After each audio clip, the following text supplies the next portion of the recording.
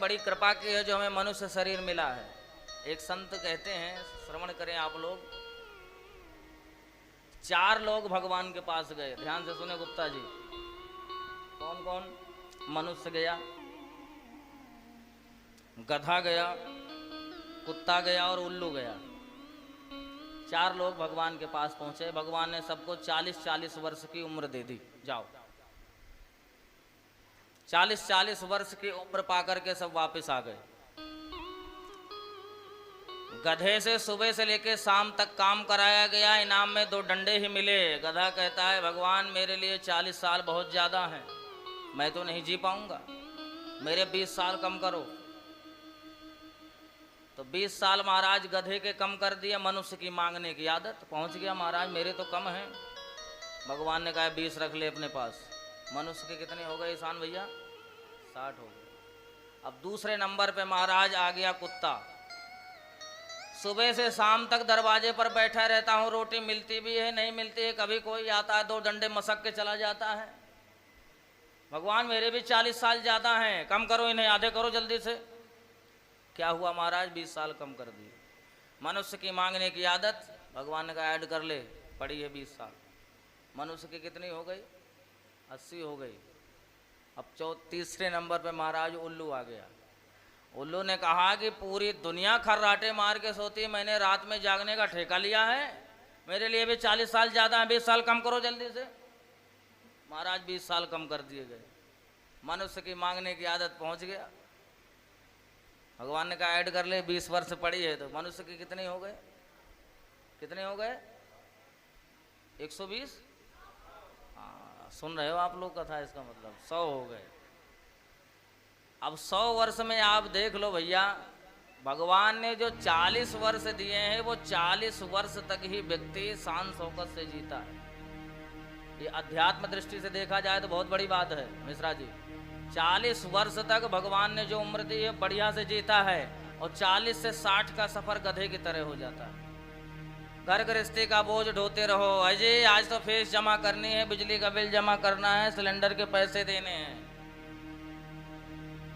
अरे आज तो ये सामान लेके आना है। क्या करे बेचारा, 60 वर्ष तक घर गृहस्थी का बोझ ही ढोता रह जाता है। और जहाँ 60 के बाद पहुंचा, बच्चे महाराज घर से अलग कर देते हैं।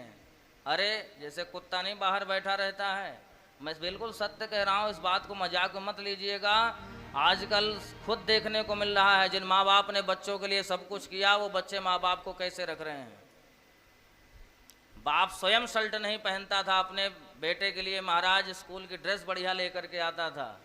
आज वो बेटे बाप को कैसे रख रहे हैं? दरवाजे बैठे रहो, माताजी दरवाजे बैठे रहो, बहू कहती चुपचाप बैठ जाओ। अब बाहर से महाराज चाय मांगते रहते हैं, बहू बहू बहू बहू बहू, जैसे करता नहीं वो। हाँ, वो बहू तो भौं भौं करता रहता है बाहर से। तो ये 60 से जो 80 का सफर है, ये कुत्ते जैसा हो गया है। बाहर बैठे रहना, थाली वहीं पहुंच जाएगी, क्या है, हैं? ये हंसने का विषय नहीं है भैया, बहुत घरों में हो रहा है।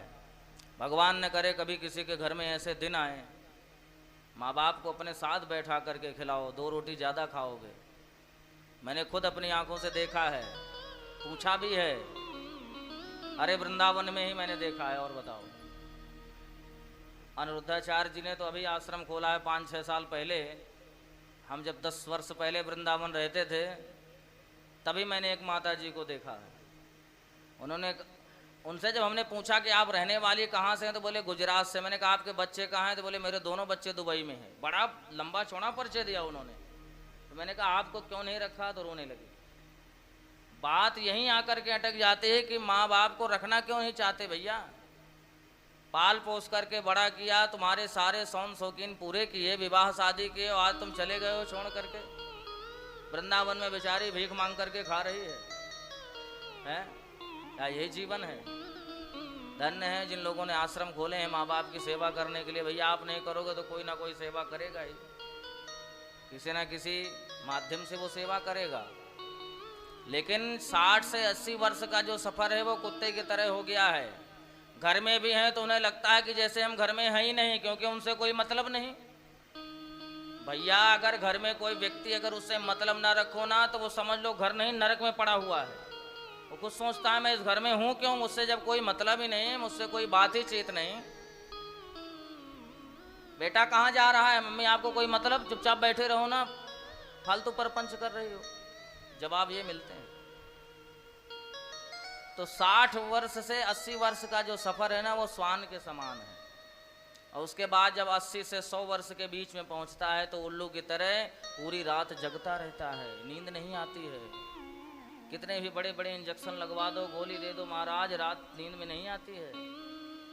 पूरी तरह वो उल्लू की तरह रात में जगता रहता है। जगता है कि नहीं जगता? 80 और 100 के बीच में जो उम्र होती है वो बड़ी महाराज नाजुक होती है। बालक की तरह रात रात जगता रहता है, नींद नहीं आ रही और पूरा घर खर्राटे मार के सोता है। एक दो बार बुलाए भी तो कोई नहीं सुनता है, बोलो राधे राधे। ये हालत, ये कंडीशन हो गई है। इसलिए भैया देखो, आप कथा सुनते रहोगे, सनातनी बने रहोगे, तो भैया आपके मन में ऐसे कोई विकार ही नहीं आएंगे। आपके घर में संसार की तरफ आपका मन मुड़ जाएगा तो एक दूसरे को देख करके आप लोग बहुत कुछ कर दोगे।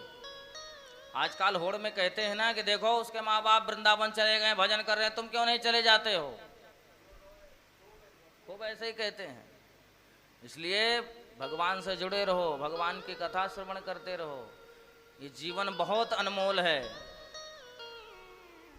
धन्य है वो बालक जो महाराज अपने माँ बाप को अपने हाथों में रखते हैं। मुझे तो गर्व होता है देश के प्रधानमंत्री, जिनकी माताजी अभी अभी 1 वर्ष भी नहीं हुआ है, क्या महाराज